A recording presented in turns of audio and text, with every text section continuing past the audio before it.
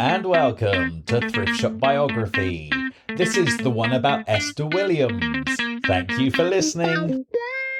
Hello. Oh, hello. How are you? Great, how are you? Very well, thanks.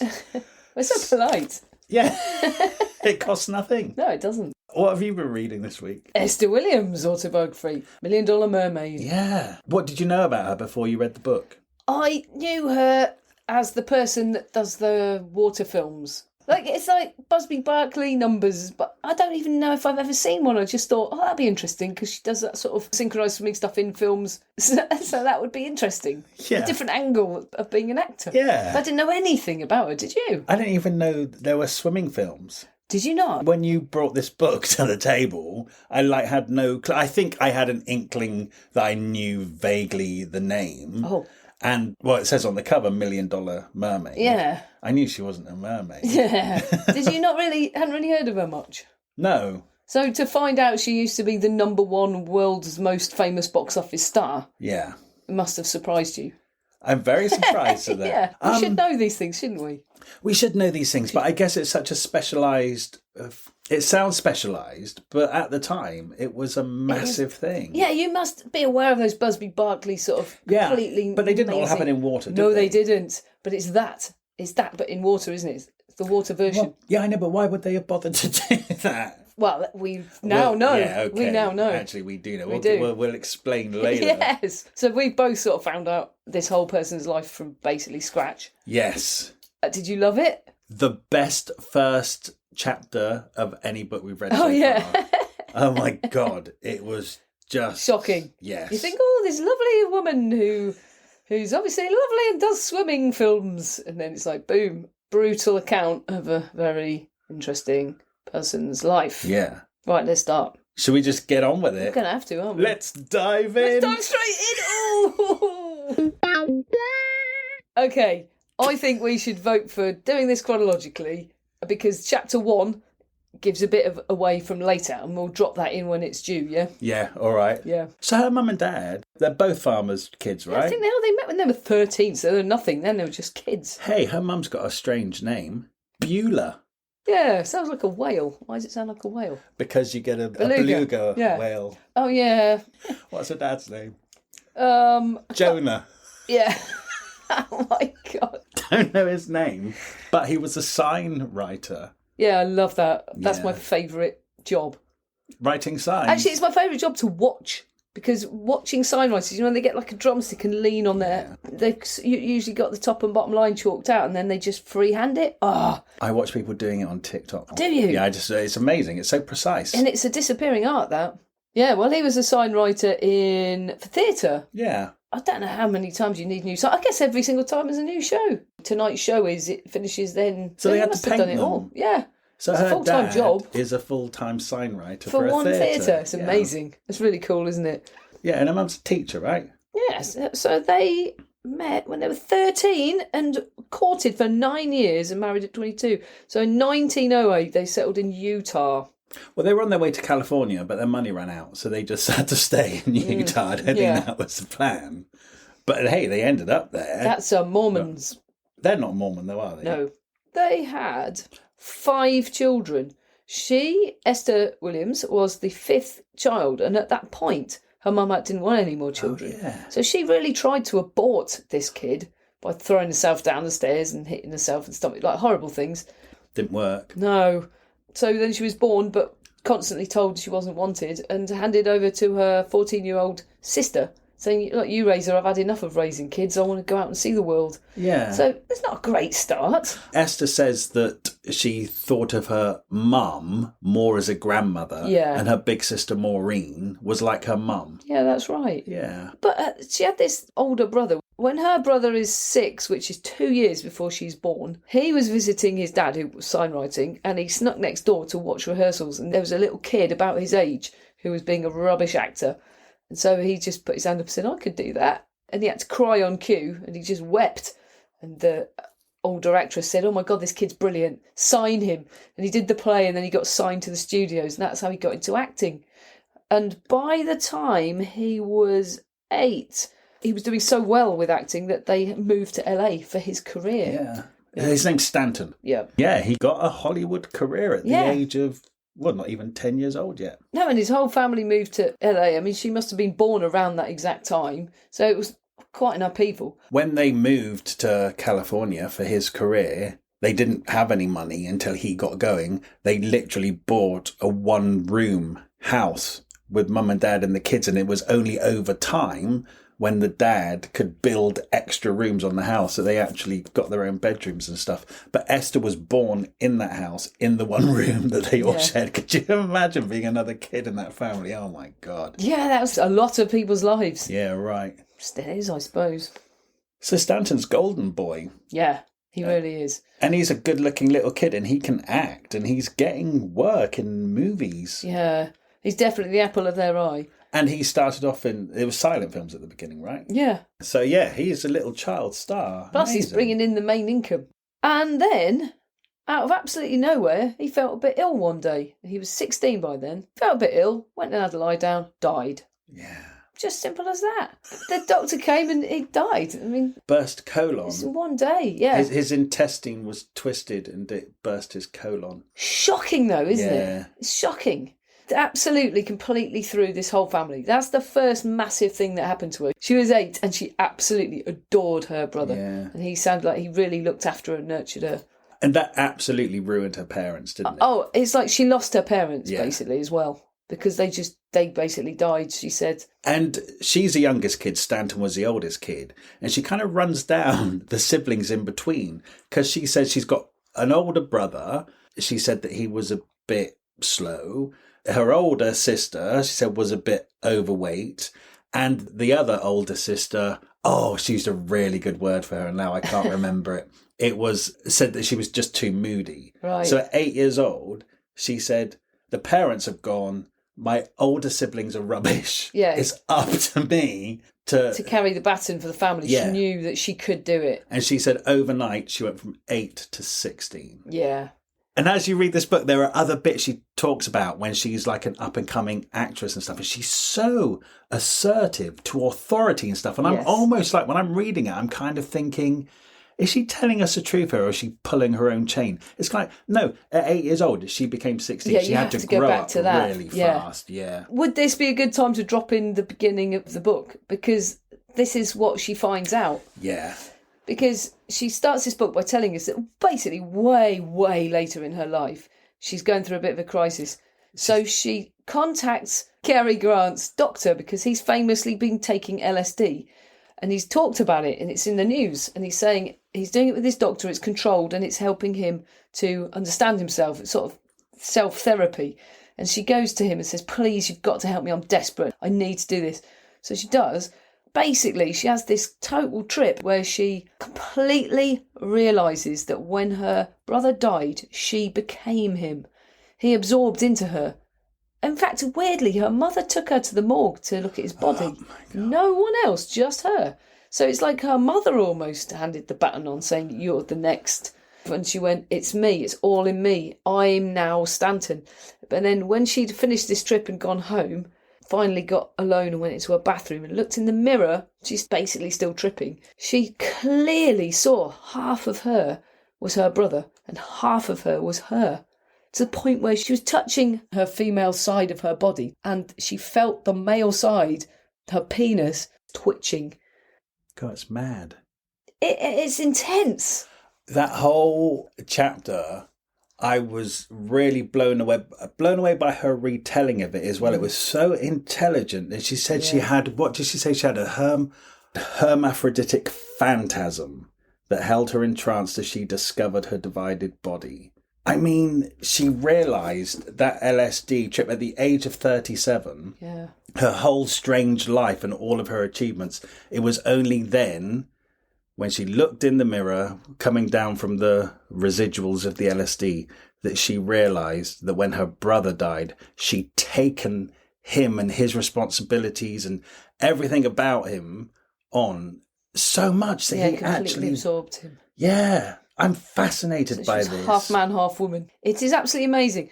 I have to say, this book starts like that, then it goes into her whole life. I don't feel like there's any words wasted in this book. She just tells it like it is. There's no wasted energy at all, is there? It's a really well-written book. Because obviously doing this podcast, we don't know what books we're reading. In fact, a couple of times we've started reading books that actually haven't become podcasts because they've been really underwhelming. That's right? true, and we've had to throw them aside, yeah. But with this one, it's such a relief when you start reading a book and it's good. But this one, that first chapter, I was just like, oh my God, we've struck gold. Yeah, it's amazing. And the whole thing is amazing. And especially that we didn't know anything about her. And then to be rewarded with this amazing first chapter, it's like, right, I can't wait to read the rest of it. Yeah, well, it's an amazing life. Right, carry on. More. Right, what happened next? All right, so the next thing that happened is she pretty soon got a job at the pool. Her mother persuaded the local council or whatever to build a swimming pool. Well, they were building a new playground and they were building a baseball pitch on it. And her mum rocked up to the Parks and Recreation meeting and said, hang on a minute, I've got 3 daughters. They don't play baseball. Put a swimming pool in there as well. And they did. Yeah. So they said to her, okay, we'll build a pool. Which of your daughters is a strong enough swimmer so that when we open up, she can come and do the publicity for us? And she just thought of little Esther, who couldn't swim.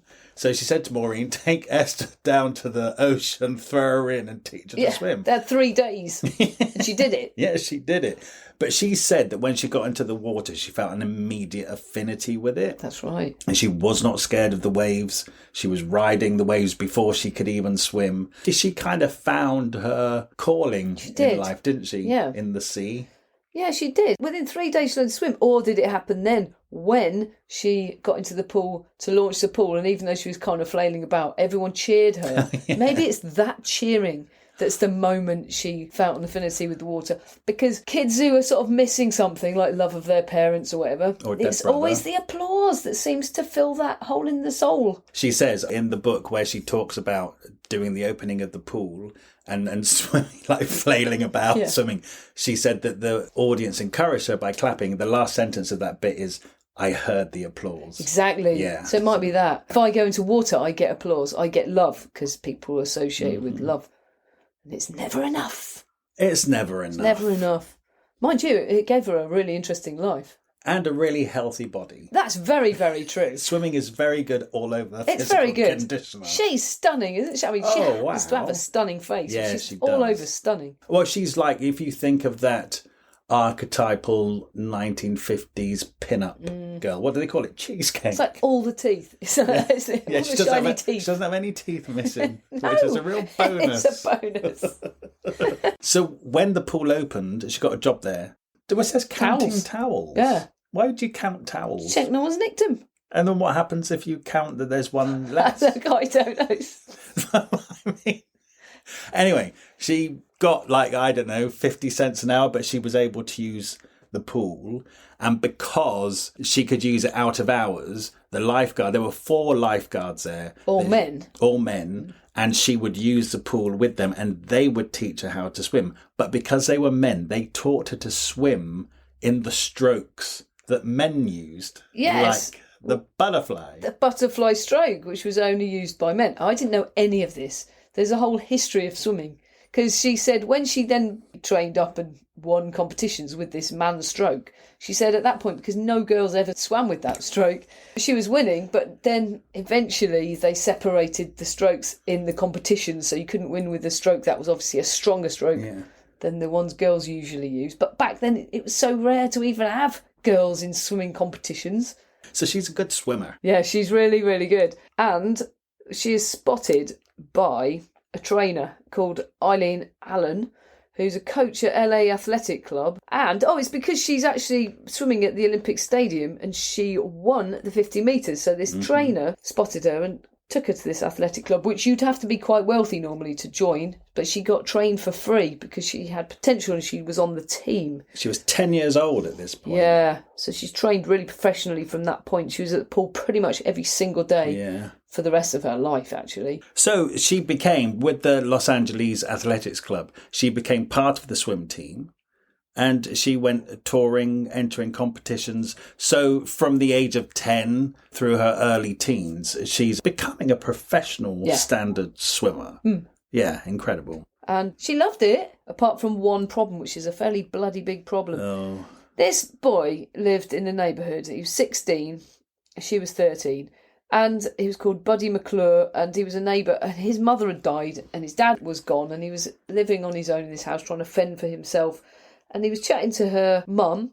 They were missing a son of about that age. He was missing family. Why doesn't he come and live with them? And it's like it replaces their son. And it actually worked. Her mum and dad were really happy with this extra boy in their house. And it did kind of fill the space. It made him feel loads better, and it gave him someone else to care about. And that would have been great, except that he raped her continuously from the age of 13 to 15. Yeah. In her own home, where she's supposed to be safe, and there's nothing she could do about it. Yeah, it's absolutely terrible. And by the time she's 15, she said she felt hopeless and she was nearly destroyed by this. Yeah. And she finally told her parents. She was terrified they wouldn't believe her. And she spied on them talking to him. And they did believe her, but they weren't really angry. They were just concerned. She said that it was like they were trying to be her parent and his parent. Yeah, because he didn't want to lose either of them. Yeah, when they were talking to him, they were trying to understand why he had done it, and they were making him promise not to do it again. And little Esther is listening to this thinking, why the hell are they being so nice to him? That's right. She said, as she overheard it, she said that she felt abandoned. Yeah.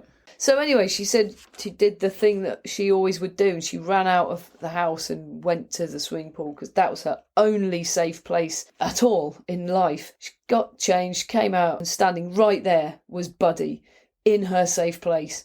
And she lost it at him, finally, for the first time ever, and just said, "You are a bully." She said, "You're not even sorry. You're only sorry you got caught and it's ruined your family. I will come after you if you ever touch me again. I'm bigger than you. Look at my muscles from swimming. I will hurt you." And 2 years later, he joined the Coast Guard and he was gone. And they never saw him again. No. Good riddance. Yeah, which is really good, but it still smashed up her security. And she was friends with her parents the rest of their lives and really looked after them and all that stuff, but shaken her foundations. I mean, she's pretty messed up. It's weird because a lot of her life, as you read on, you're like, oh no, that's a bad decision. These are terrible decisions.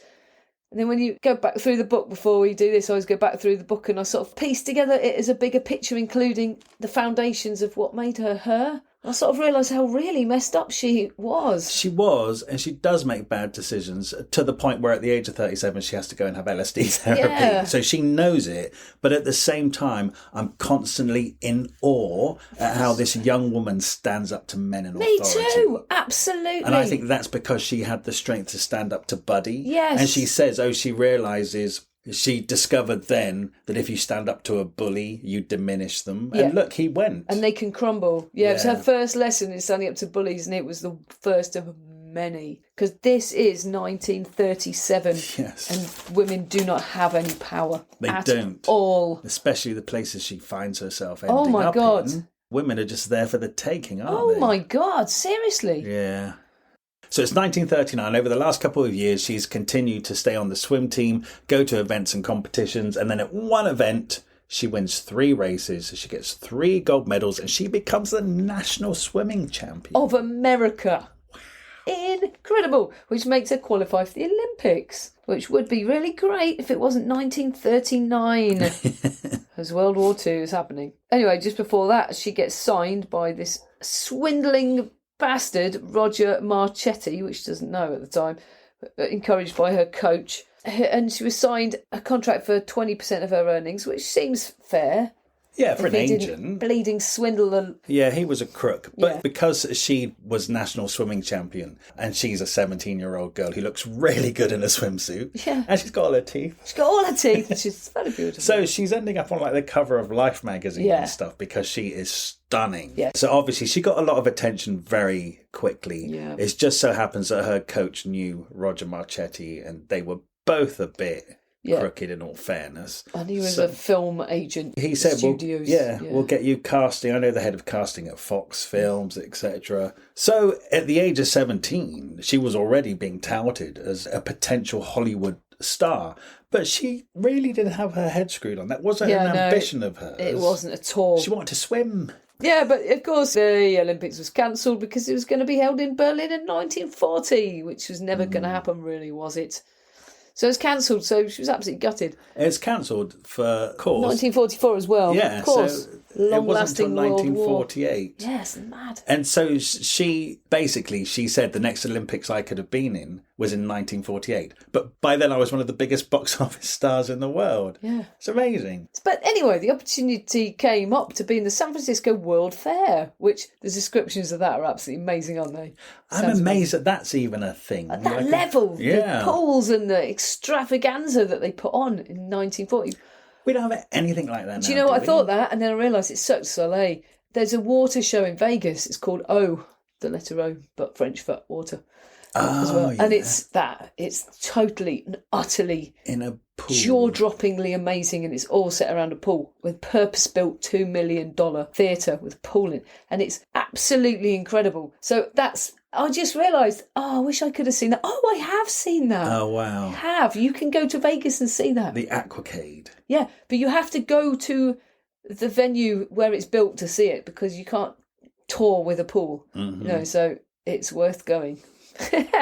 Yeah, but this Aquacade, it sounds basically a lot like the modern Cirque du Soleil water show. And she got the starring part. Yeah, because Billy Rose, who is the guy who invented the Aquacade or whatever. She just got a job in a department store as like a sales girl, but because she was so stunning, they'd actually got her to advertise swimwear, which made it into adverts in the newspapers. And then Billy Rose, the guy who runs the Aquacade, saw the advert and then found out she was national swimming champion. And he was like, I need this girl for my Aquacade to swim alongside Johnny Weissmuller, i.e. Tarzan. Where have we heard of him before? Yeah, Zsa Zsa Gabor.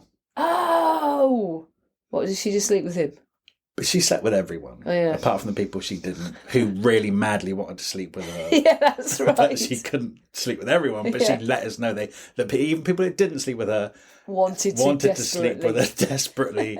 Listen to the Zsa Zsa Gabor episode because it's amazing. But Esther Williams did not sleep with John. Oh my God, what a sex pest. Yeah. Talk about workplace harassment. He literally, because they were, in little skimpy swimming costumes, the second she swam out of the view of the audience, he was after her, literally grabbing her, trying to pull off her bikini, trying to get his hands all over her.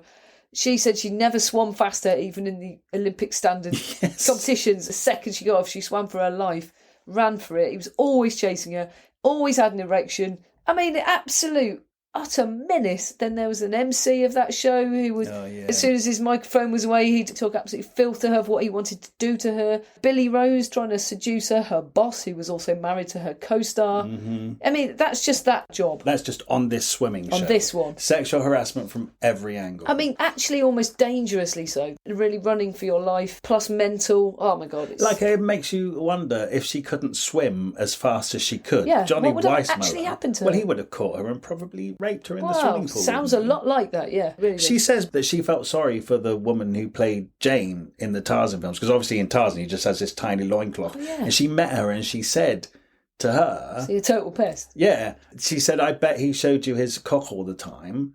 The woman said, yes, he did. And she said, well, what did you do about that? And she said, well, I just let him. Because it was easier. He had a pregnant wife at this time as well. Just an arsehole. Yeah, he really is. It's just wrong. Anyway... She was doing 20 shows a week. That's just exhausting. But this show was so well received. Her and Johnny Weissmuller were getting great reviews. I mean, it was, like you just talked about, Cirque du Soleil. But in 1940, this was a serious form of mass entertainment. And amazing. She was kind of becoming a star of sorts. She was getting in the newspapers. It was selling out. It was a big ticket show. Yeah, right. Yeah. Plus, she was getting paid the enormous sum of £500 a week, of which she only knew about 125 because she was getting stiffed and diddled from her stupid agents. Roger. Yeah. All right, so to escape this harassment, she thought, I know what I'll do. I'll get married. By the way, in the middle of this, there's these sleeping pods, because they're doing 20 shows a week, sometimes 3 shows a day. They had pods where people could just go and rest and sleep. She just said, boys and girls in and out of it. All the swimming chorus were just using it as bedrooms. There was just so much promiscuity. Everyone was sleeping with everybody. She was having none of it. Why are they not exhausted from swimming 3 shows a day? Athletes. She said it had all the Olympian divers of the world were all in the show. Amazing athletes. It got a lot of testosterone. just a lot of energy, men and women. But anyway, so it was this whole world she was in, and she didn't want any of it. Of course, she'd had some pretty bad experiences in this area. And so she thought it would be safer if she got married. It would protect her. And she'd met this doctor who was still studying, and he seemed very nice. Turned out he was just very boring. Yeah. And she married him. She was still 17. And then they moved in together, and she basically paid all his bills, which is another repetitive story of her life. Then moved back to the department store where she was there for a year. Well, she says she was, even though the fair ended and she had, she was earning good money, she was more than happy to go back to that department store because she liked it. And it was a career that was going somewhere. She could be a mother and it would be steady. And MGM were coming around all the time, phoning all the time, saying, come and see us. And she said no. But Louis B. Mayer, is who wanted her. So he was head honcho at MGM, right? Absolutely. It'll be the M from MGM. Who is the GM? I don't know. Oh, it's Metro Goldwyn. Metro Goldwyn Mayer. Yeah, he's the mayor of Metro Goldwyn Mayer. Anyway, they eventually got her, after a year, they got her to at least come and look round, and she saw the star dressing rooms. Hang on, do you know why they wanted her? Why? Because Fox had turned an athlete, an Olympic ice skater, and turned her into an ice skating film star.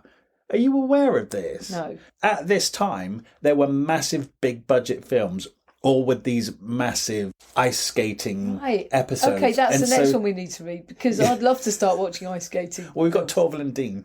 That's true, yeah. So MGM, because this was such a massive success and making millions of pounds for Fox with the ice skating, they needed their version of that. That's why they were so set on getting Esther Williams, because she was an amazing swimmer. And they thought, right, our version of that can be amazing swimming films. Yes. God, it just seems like so much work to do all the water and the pools. Yeah, I know. And it's always betting on the next thing, though, isn't it? 'Cause it's not like they built a pool. They haven't really thought it through. They were just pestering her. But then actually she found out years later, the sidekick, the one that tried to seduce her, the one that actually got her to that interview, that they'd actually were just trying to get her there for him. It was just another woman they were trying to bed. Mm. That was it, actually. But she just turned out to be so strong that she actually got to be the star they sort of said they were going to make her. Right. I'm not even sure they actually really intended to. They were just getting her so that bloke could sleep with her. The one who procured women for the boss. He procured Marilyn Monroe. Procuring them for himself, really. Right. And then she just turned out to be feisty and made it. Well, that's it. Procures Marilyn Monroe. But she had to sleep with a lot of people. Whereas Esther did not. She just refused. Yes. And she still got there. It really was just like a bloody big whorehouse. Of course, it probably still whorehouse. is. Oh, I'm sure. I don't doubt it. Well, it was seeing the star dressing rooms that swung it, because they were as big as an apartment.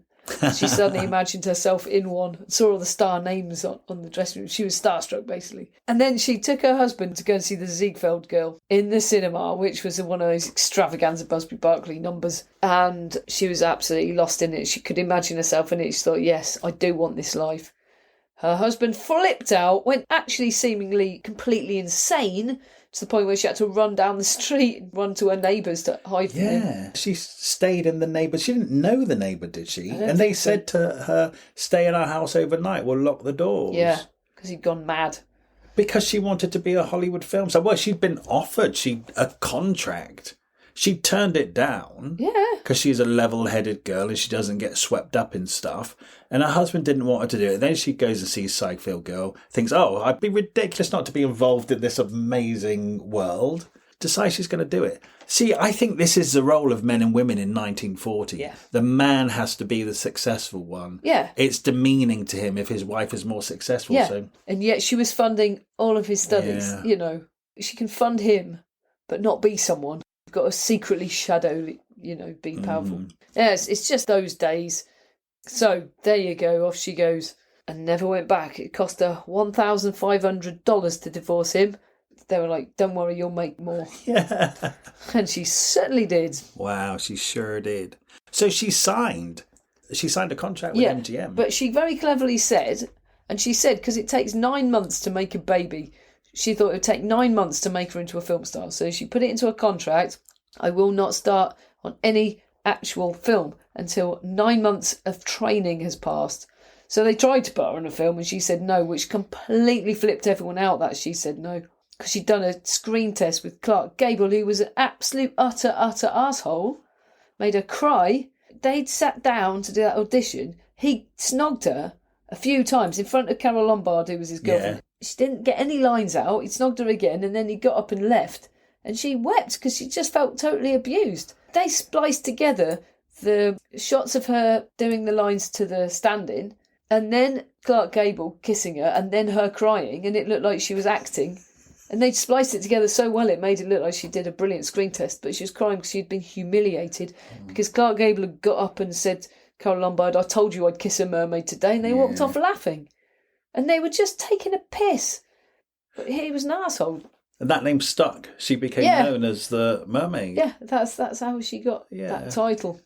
So anyway, she still said, no, I'm not doing it, I'm not ready yet. So she had dance classes, elocution, ballet, posture, how to get out of a car, how to eat, all that like stuff. She said, it was like a finishing school. Yes. With singing and dancing. Yeah, really good, really important, because she never acted. So when she did her first film, it was good. She was good in it. Yeah, well, she says because she's an athlete and she knows if you're going to do something, you can't do it straight away. You've got to train. I know. And so she wanted to train to be a film star. Yeah, she's got the right attitude because you cannot be an Olympic swimmer without serious discipline. So that's the core of her, isn't it?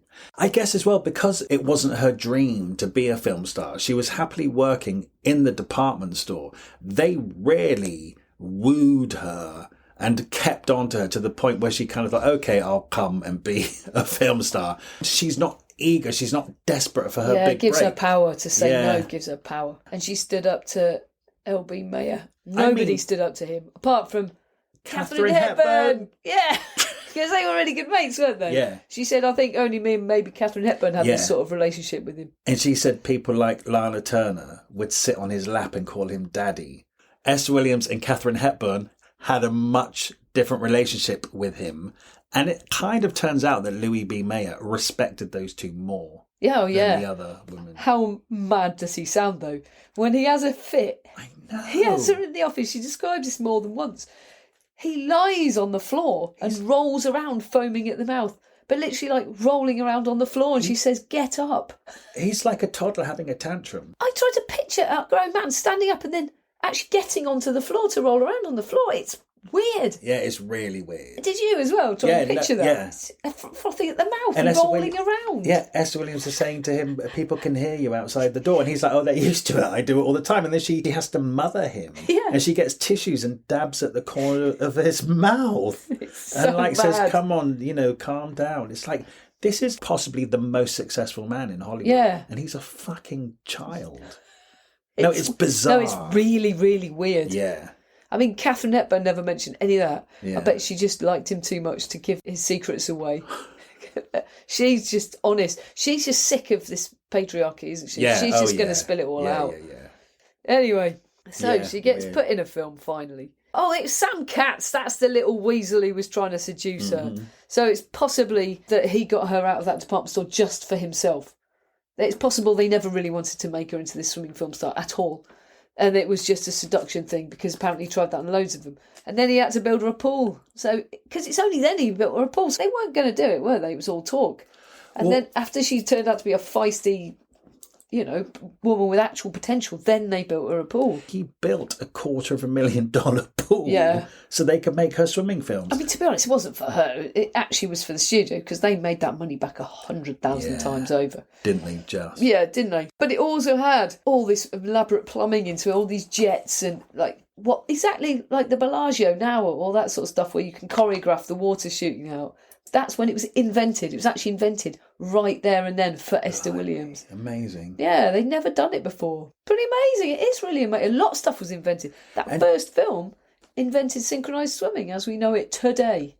It really is her bargaining tool, is her amazing swimming ability. Yeah. Because you think any other film, if it was a musical, if it was a comedy, if it was a thriller and an actress stood up to the men in the way that she did, they'd have got rid of her and got somebody else. Of course they would. But the fact is nobody could swim like her. Nobody could could swim. Needed her. That's right. Amazing. She still got treated like shit a lot of the time. But they needed her. They couldn't sack her. That's a bit of a lesson for life there. Get a skill. Absolutely unique skill. Skill. Be a swimming actor. Yeah.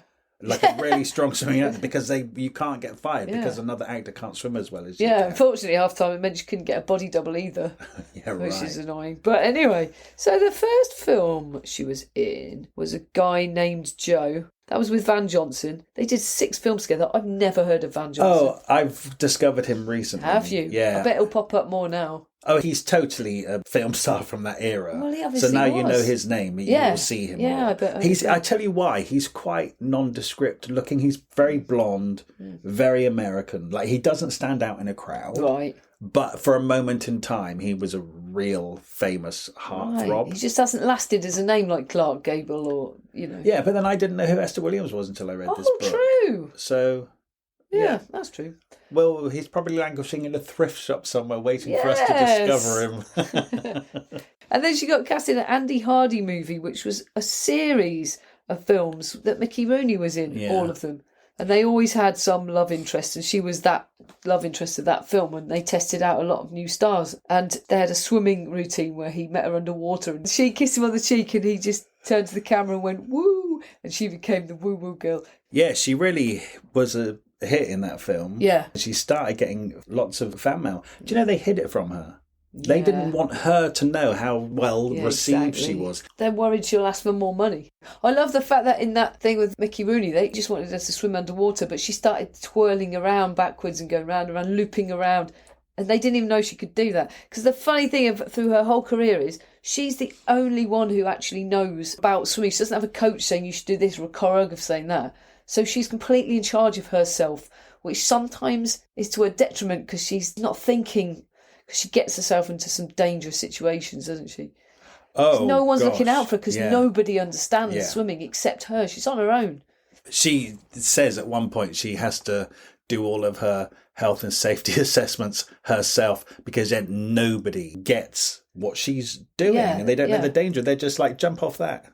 Yeah. And then she's like, well, it's that one where she's 50 foot high in the air. It's her most famous scene, apparently. And she's wearing a body thing of all sequins as picture in the book. She's got that crown on. She goes to dive. As she's going down 50 foot, she goes, oh, shit. Only as she's diving head first, she realises the crown is going to really hurt when she has impact with the water. Yeah. And it actually breaks her neck. She cracks 3 vertebrae in her neck. Yeah, she's lucky she wasn't paralysed. She was sort of temporarily paralysed. She couldn't even get out of the pool. She's in a body cast for 6 months. Yeah, and everyone had gone, right, lunch. And I hadn't even waited for her to get out of the pool. She couldn't get out of the pool. Lucky one person stayed around. She might have bloody drowned. I mean, there's so many incidents where she should have died. She nearly died many times. Mm-hmm. She's really on her own, is the point. Yes. Being amazing, though. Anyway, shall we go through a few of her films? Well, she kind of does that film with Mickey Rooney, gets loads of fan mail, and then she's starting to get proper swimming films, which are about her being the swimming star. And they build that massive tank and... That's exactly what... The first one that really kicks her off is started to be called Mr. Coed, and it was with Red Skelton. But when they did the tests, everyone loved her so much, they changed it to being called The Bathing Beauty, gave her top billing. They put a massive 6-story high billboard of her in Times Square. Yeah, there's a picture of that in the book as well. Yeah. It's amazing, isn't it? Yeah. So she's, arrived as a serious, successful film star. And also, because it was wartime, it was pure escapism. Ah, yeah. Because those underwater sequences are a real fantasy. And there's something... Did you watch them on YouTube? Yeah. Oh my God, aren't they amazing? Yes. And you're just in this absolute floaty world because she makes it seem like she can breathe, which is why she's like a mermaid. That technique, she says, she taught it to Mickey Rooney of holding your tongue like your palate. So it stops water getting in and you can still move your mouth. And your eyes are always open. She's twirling around. And it's just so beautiful. It is escapist. And it was wartime, and it's exactly what people needed. Nothing to do with real life.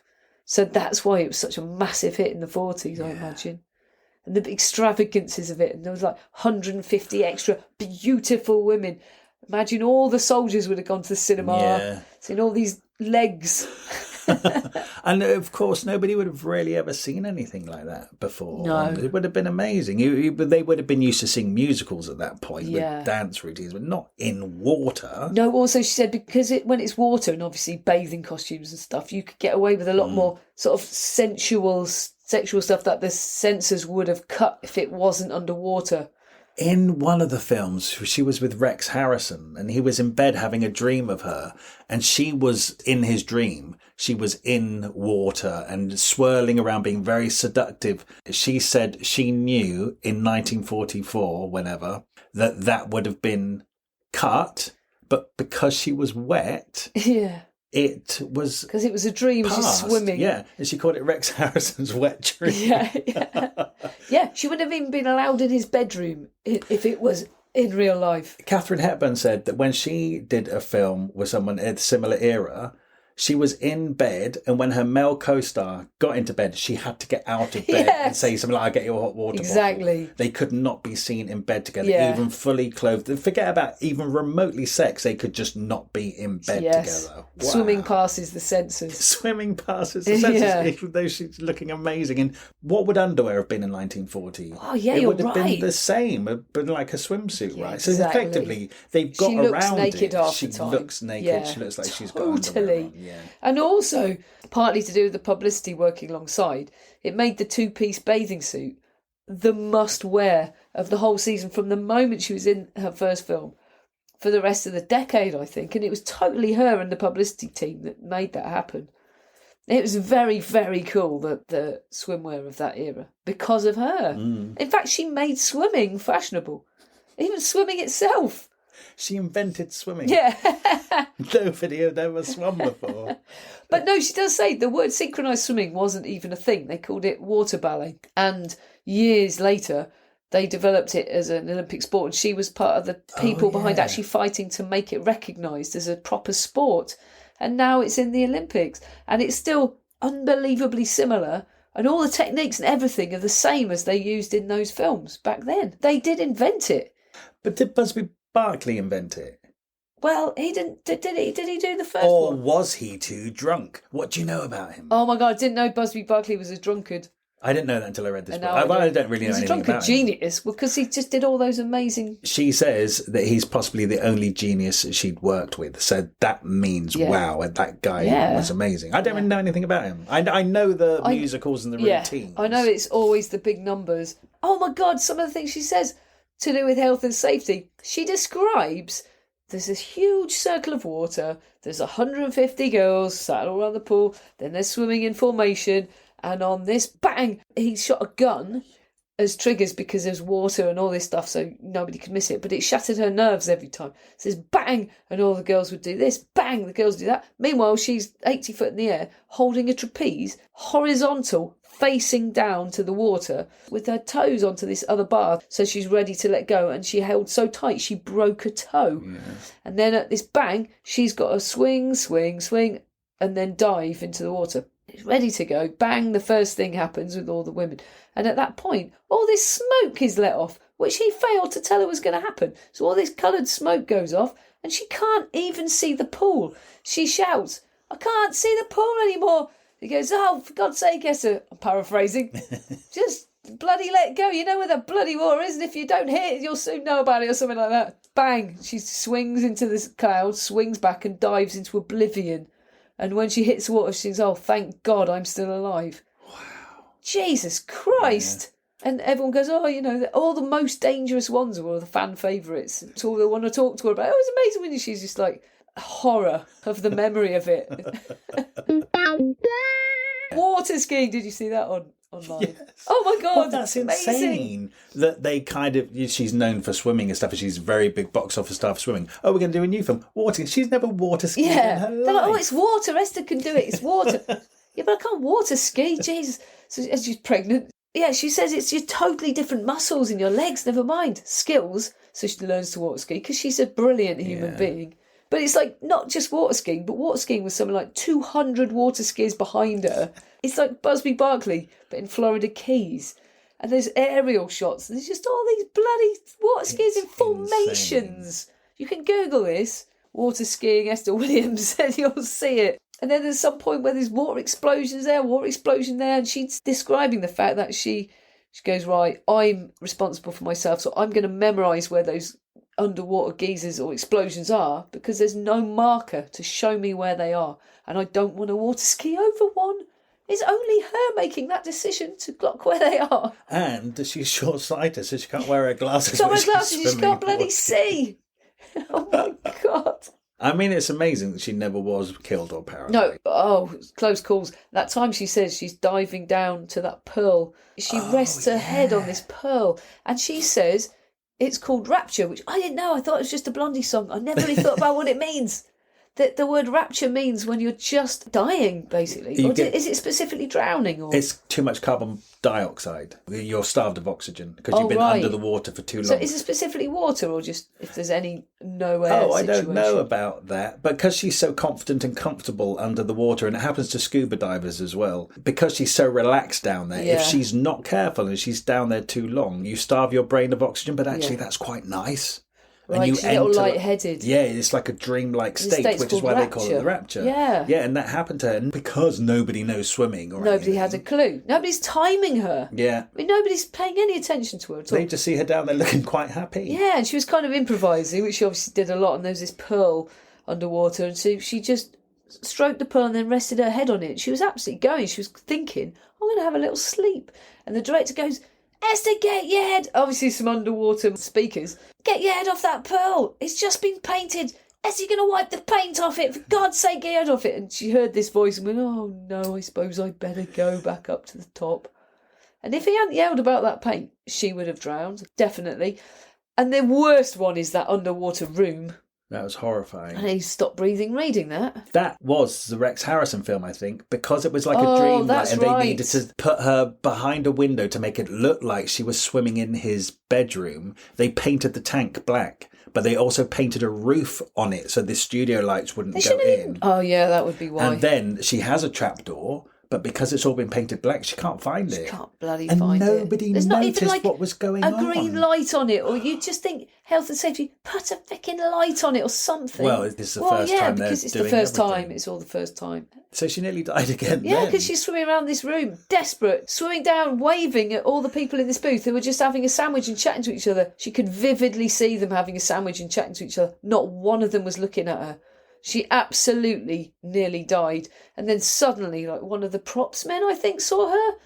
Went, oh shit, and rushed up and got her out. And she was absolutely gasping for air. It's the closest she ever came, I think, on that one. Well, apart from all the other times. Do you know what? Bloody hell, She's had as many near-death encounters and as many injuries as Jackie Chan. It is a bit Jackie Chan, because if you're that mad, you can't really have a stunt. Well, she couldn't have a stunt man. She couldn't have a stunt double. No, she just couldn't. And I think because there's water involved, and like Jackie Chan, she's not fighting and using weapons and falling from great heights. You don't think it's as dangerous, but it is as dangerous. It absolutely is. Now, she's an amazing woman and she has so much success. So I'm loath to talk about the men. We're actually running out of time. So let's talk about those men really quickly because they don't deserve their time. No, they don't. You're right. They're assholes. Actually, they all are. She had a very, very bad run of picking bad men. Yeah. I would say the first one, Leonard, who she got married, was probably... Yeah, he didn't want it to be worse. a film star. Oh, he would have got worse. Yeah. He just didn't have a chance. So in 1945, she met Ben, who she was with for a long time. Yeah. And he was a singer, small-time actor. Yeah, their first real love because he was so fun. Yeah, and he was handsome, and he was 6'6". Yeah, and she had so much fun for ages. Thought, brilliant, let's get married and do all that. Because she worked in the movies, she said it was so nice to actually finally meet a man she could look up to. Yeah. She's a tall lady.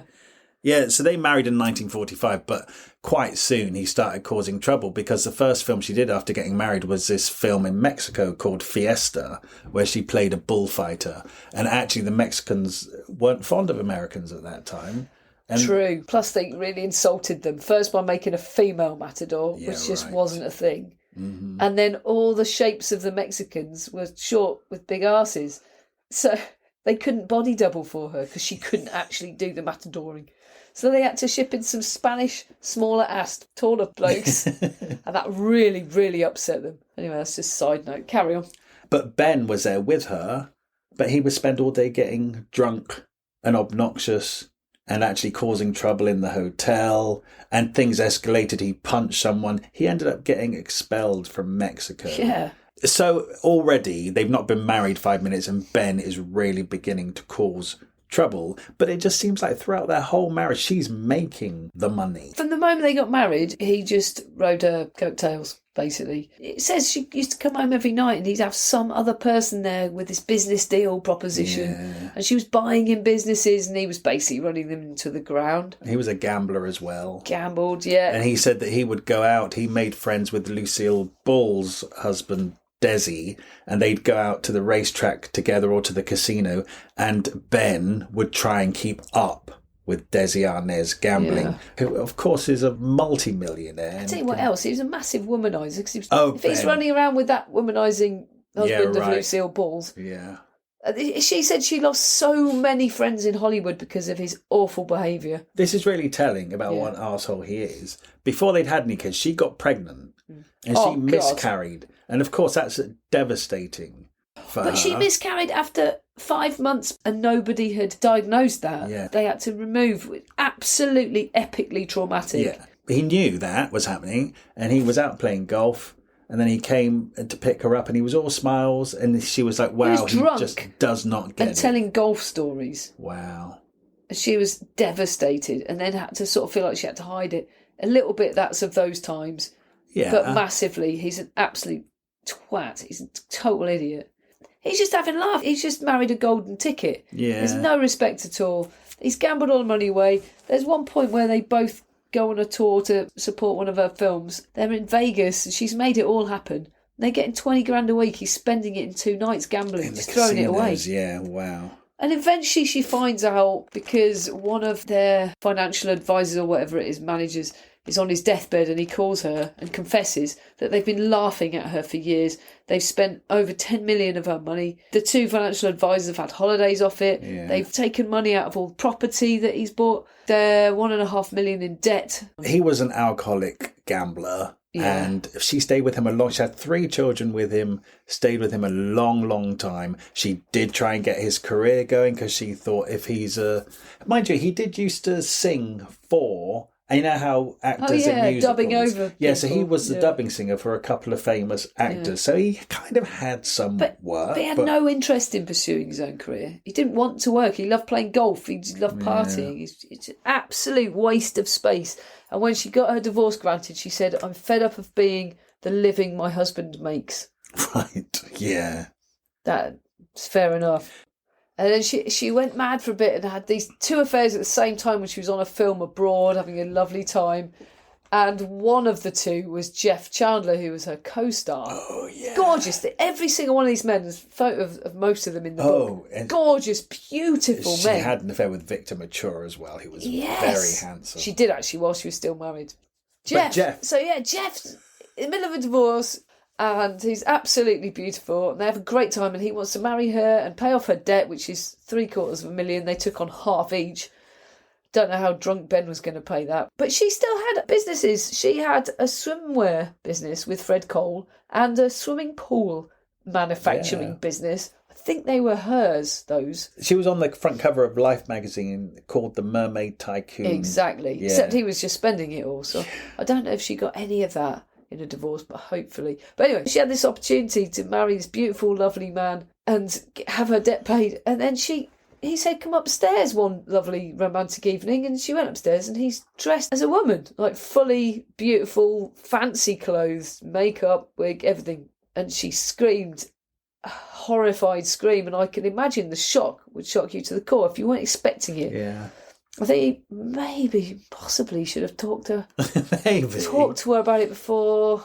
It is a weird showing it like that. Yeah, it is a weird approach just to go full on. Hey, come upstairs a minute. I got something to show you. And she had no clue.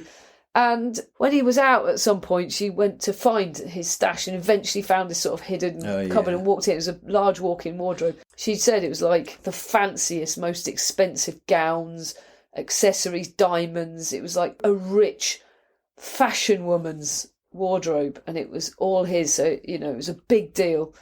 And she sort of worked out he'd always been in love with her. She was his pin-up and he always dreamt of meeting her. She was his dream woman. But then it started to be feel maybe a bit stalkery, like did he want to be her?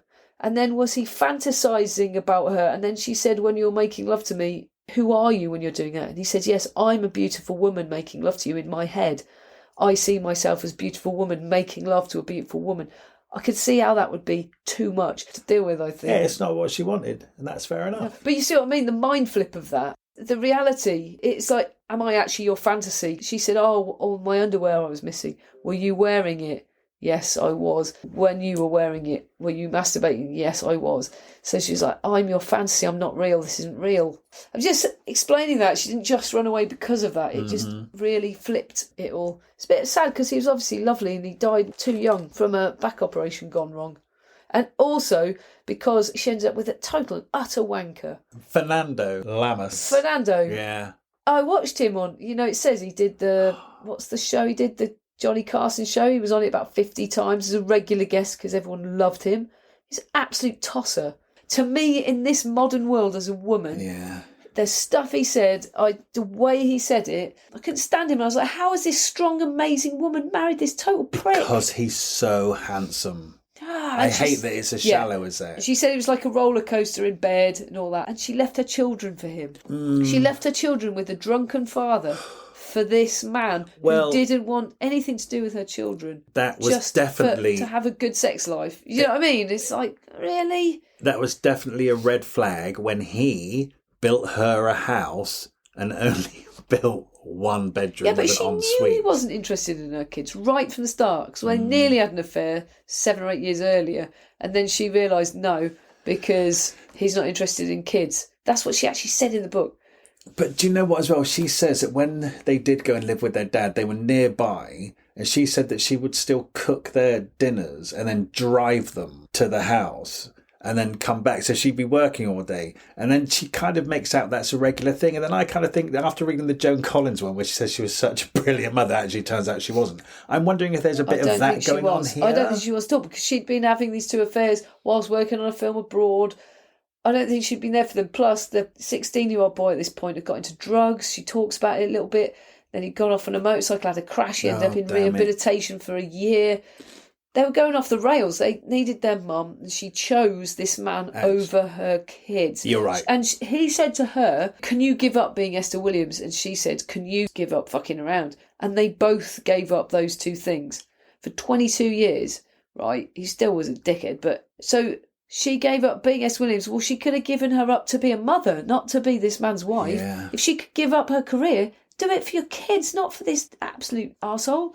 Like she said, he sat next to a bottle of Coke and would say, pass me a bottle of Coke. You can reach it. I know, but I want you to bring it me. Yeah. Just literally power trip for 22 years. But she kind of justifies it by saying, oh, that's the Argentinian way between men and women. It's just like, yeah, but you're not Argentinian. But how did she choose that?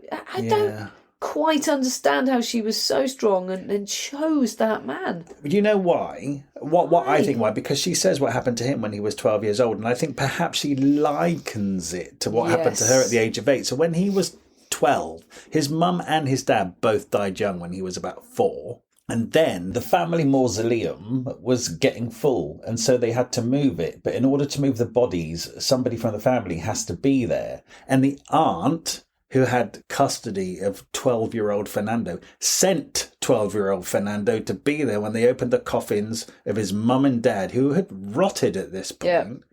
That flipped his head. Yeah, it did. And I think when Esther found that out, she was 8 years old when her mum took her to see her dead 16-year-old brother. They had something in common. Yeah. And I think that's the kind of bonding experience. Yeah, and they had a very passionate relationship, and they probably just loved each other. You can't explain love. We weren't there. And she also got into that life of making dinner for dinner parties. There are people around all the time. They had this great social life because he was really famous, and he took her to meet royalty in Spain. I think they hung out with Franco as well as the deposed royalty. So he sort of knew all of them. Yeah. And they just had an interesting life. See, she wasn't always there for kids, was she? She was running around in Spain meeting she wasn't. royalty. And you're right, he was horrible to her kids, actually. And the kids didn't like him at all. Do you know what? When he was dying, Esther's daughter went to see him. And Fernando looked up to her and said, it's all right, Susie, I forgive you for everything. Yeah. It's just like, what? The thing is that she's turned me, reading this book, into a massive fan of her.